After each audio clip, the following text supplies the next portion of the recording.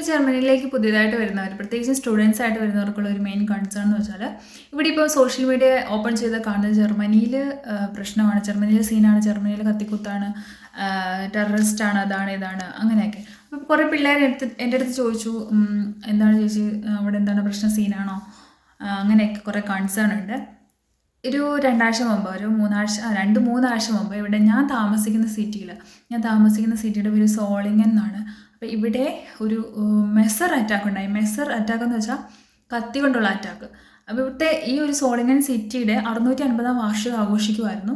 അപ്പോൾ ഇതൊരു സിറ്റി സെൻറ്ററിലായിരുന്നു ആഘോഷിച്ചത്. അപ്പം എൻ്റെ ക്ലാസ്സിലെ പിള്ളേർ, ടീച്ചേഴ്സ് എല്ലാവരും അതിൽ പങ്കെടുത്തിട്ടുണ്ടായിരുന്നു. ഞങ്ങളൊന്നും പോയില്ല. ഞങ്ങളുടെ ക്ലാസ് ഗ്രൂപ്പിൽ എല്ലാം ഇങ്ങനെ പിള്ളേർ ചോദിക്കുന്നുണ്ടായിരുന്നു, ആരെങ്കിലും പോകുന്നുണ്ടോ, അങ്ങനെ അവരൊക്കെ പോയിട്ടുണ്ടായിരുന്നു.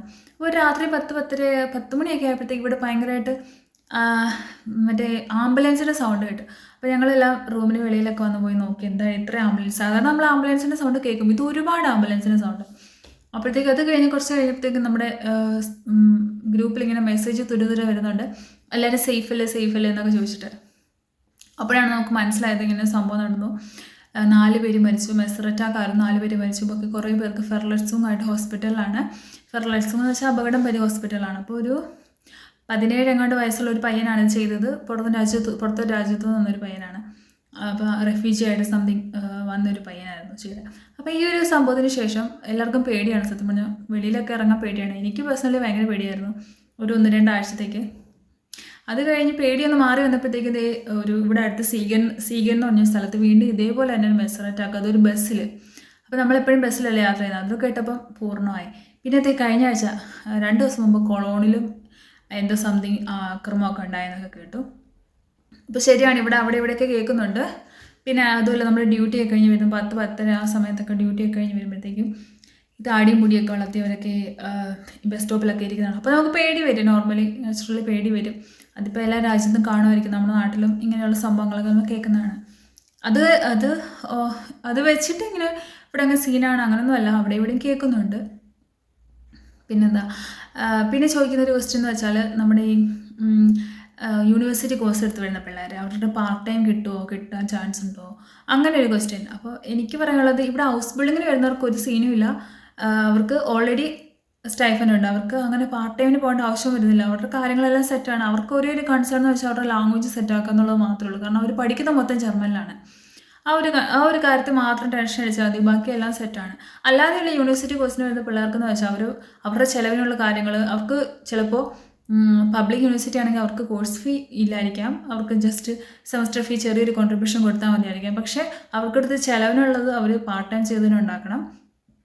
അതുകൊണ്ട് പാർട്ട് ടൈം കിട്ടാനൊരു സീൻ കേട്ടിട്ടുണ്ട്.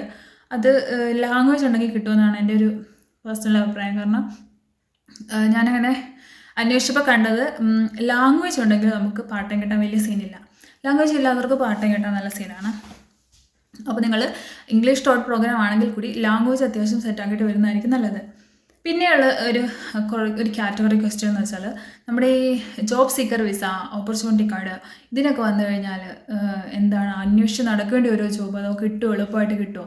ഇതിലും എനിക്ക് പറയാനുള്ളത് വെച്ചാൽ, ഇവിടെ ജോബുണ്ട്, പക്ഷേ ലാംഗ്വേജ് വേണം. ലാംഗ്വേജ് മസ്റ്റാണ്. ഇവിടെ ഉള്ളവർക്കൊന്നും ഇംഗ്ലീഷ് അറിയത്തില്ല, അറിയാമെങ്കിലും ഇവരുടെ ലാംഗ്വേജിനെ മുറുകെ പിടിക്കുന്ന ആൾക്കാരാണ്. അതുകൊണ്ട് ലാംഗ്വേജ് സെറ്റാക്കിയിട്ട് വരിക. ജർമ്മൻ അത്യാവശ്യം സംസാരിക്കുന്ന, അല്ലെങ്കിൽ ജർമ്മനിയിൽ പിടിച്ച് നിൽക്കാം എന്ന ലാംഗ്വേജിൽ പിടിച്ച് നിൽക്കാം എന്നൊരു കാറ്റഗറി ആക്കിയിട്ട് വരുന്നതായിരിക്കും ഏത് രീതിയിൽ വരുന്നവർക്കും നല്ലത്. ഇപ്പം IT ജർമ്മൻ വേണ്ടെന്നൊക്കെ പറയുമെങ്കിലും ഇവിടുത്തെ വെബ്സൈറ്റ് എല്ലാം ജർമ്മനിൽ തന്നെയാണ്. അപ്പോൾ IT എന്തായാലും ജർമ്മൻ ആവശ്യമാണ്. അതുകൊണ്ട് IT വർക്ക് ചെയ്യുന്നവരോട് ചോദിച്ചറിയാം. ഇപ്പോൾ IT നമ്മളിപ്പോൾ ഒരു വേക്കൻസി ഇപ്പോൾ സോഷ്യൽ മീഡിയയിൽ കാണുവാണെങ്കിൽ അതിൽ റിക്വയർമെൻറ്റ് ഒരെണ്ണം ജർമ്മൻ ആയിരിക്കും. എന്തായാലും ജർമ്മൻ ലാംഗ്വേജ് ഉള്ളവരെയാണ് അവർ പെട്ടെന്ന് എടുക്കത്തുള്ളൂ. അതുകൊണ്ട് IT വരുന്നവർ പോലും ജർമ്മൻ അത്യാവശ്യം സെറ്റാക്കിയിട്ട് വരിക. നാട്ടിലിപ്പോൾ ഒത്തിരി ഏജൻസീസ് ഉണ്ടല്ലോ, നമുക്ക് ഓൺലൈനായിട്ട് പോലും ജർമ്മൻ പഠിപ്പിക്കുന്ന ഒത്തിരി ഇൻസ്റ്റിറ്റ്യൂട്ടുകളുണ്ട്. അപ്പം നമ്മൾ അത്യാവശ്യം ജർമ്മൻ പഠിച്ചിട്ട് വരുവാണെങ്കിൽ ആ ഒരു വലിയൊരു തലവേദന ഉണ്ടാകത്തില്ല. പിന്നെ അക്കോമഡേഷൻ്റെ സീനുണ്ട്, ഇതെല്ലാ രാജ്യങ്ങളിലും ഉണ്ട് അക്കോമഡേഷൻ കിട്ടാനുള്ള പാട്. അതുകൊണ്ട് അപ്പോൾ ഇത്രയൊക്കെയാണ് മെയിനായിട്ട് എൻ്റെ അടുത്ത് ചോദിച്ച കുറച്ച് ക്വസ്റ്റ്യൻസ്. പിന്നെ ഒരു ക്വസ്റ്റ്യൻ ചോദിച്ചത്, നമ്മുടെ ഹൗസ് ബിൽഡിങ്ങിന് വന്നു കഴിഞ്ഞാൽ സ്പൗസിനെ കൊണ്ടുവരാൻ പറ്റും. അത് നമ്മളിപ്പോൾ നമ്മുടെ പ്രൊബേസറി ഒക്കെ കഴിഞ്ഞിട്ട് നമ്മൾ കാർഡിലേക്ക് ചേഞ്ച് ചെയ്യുമല്ലോ നമ്മുടെ വിസ, അത് കഴിഞ്ഞിട്ട് നമുക്ക് അപ്ലൈ ചെയ്ത് നോക്കാം. ചില സ്റ്റേറ്റുകളിൽ അലൗഡാണ്, ചില സ്റ്റേറ്റുകളിൽ അലൗഡ് അല്ല എന്ന് കേട്ടിട്ടുണ്ട്. അപ്പോൾ നമുക്ക് അപ്ലൈ ചെയ്ത് നോക്കാം, കിട്ടും. പിന്നെ അക്കൗണ്ടിൽ നമ്മളൊരു നല്ലൊരു എമൗണ്ട് കാണിക്കേണ്ടി വരും. കാരണം നമ്മളിവിടെ സ്റ്റൈഫൻഡിലല്ലേ നമ്മൾ വർക്ക് ചെയ്യുന്ന ഹോസ്പിറ്റലുകാർ. അപ്പോൾ അവർക്ക് സാലറി അല്ലല്ലോ, സാലറി എന്ന് വെച്ചാൽ ചെറിയ എമൗണ്ട് ആണല്ലോ. അതുകൊണ്ട് അക്കൗണ്ടിൽ സ്പൗസിൻ്റെ ചിലവിനുള്ള എമൗണ്ട് നമ്മൾ കാണിച്ചിട്ട് നമുക്ക് അപ്ലൈ ചെയ്ത് നോക്കാം. പിന്നെ സ്പൗസ് വന്നു കഴിഞ്ഞാൽ രക്ഷപ്പെട്ടു, നമുക്ക് സ്പൗസിന് വർക്ക് ചെയ്യാൻ പറ്റും, ഫുൾ ടൈമായിട്ട് സ്പൗസിന് വർക്ക് ചെയ്യാൻ പറ്റും.